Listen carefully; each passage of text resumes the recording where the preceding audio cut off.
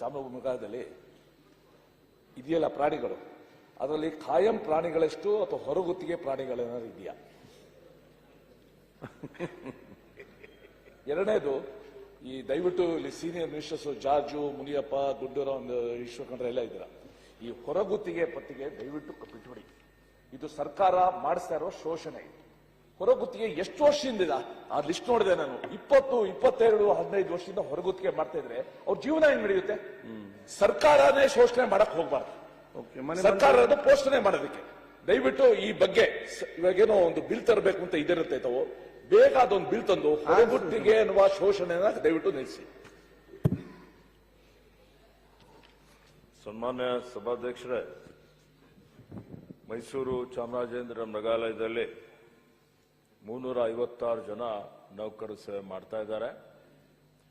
ಅದರಲ್ಲಿ ಸುಮಾರು ಖಾಯಂ ನೌಕರರ ಸಂಖ್ಯೆ 9 ಇದೆ. 356 ಜನ ಸೇವೆ ಮಾಡ್ತಾ ಇದ್ರು. ಮೈಸೂರು ಜೂನ್ನಲ್ಲಿ ಮಂಜೂರಾತಿಯಾದಂತಹ ಹುದ್ದೆಗಳು ಸುಮಾರು 139 ಇದೆ. ಆ 139 ಹುದ್ದೆಗಳನ್ನು ಭರ್ತಿ ಮಾಡಲಿಕ್ಕೆ ನಾವು ಈಗಾಗಲೇ ಆರ್ಥಿಕ ಇಲಾಖೆಗೆ ಪ್ರಸ್ತಾವನೆಯನ್ನು ಸಲ್ಲಿಸಿದ್ದೇವೆ. ಇವತ್ತು ನ್ಯಾಯಾಲಯ, ಇವತ್ತು ಆಂತರಿಕ ಮೀಸಲಾತಿ ಇವೆಲ್ಲ ಕಾರಣಗಳಿಂದ ನೇರ ನೇಮಕಾತಿಗಳಾಗಿಲ್ಲ.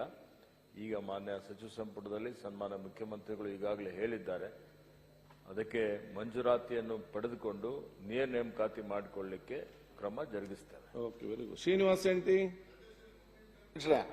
ಅಧ್ಯಕ್ಷರ, ಒಂದೇ ನಿಮಿಷ. ಏನಾಗಿದೆ, ಇದರಲ್ಲಿ ಅನುಕಂಪದ ಆಧಾರದ ಮೇಲೆ 18 ಜನ ಇದ್ದಾರೆ ಸಚಿವರೇ.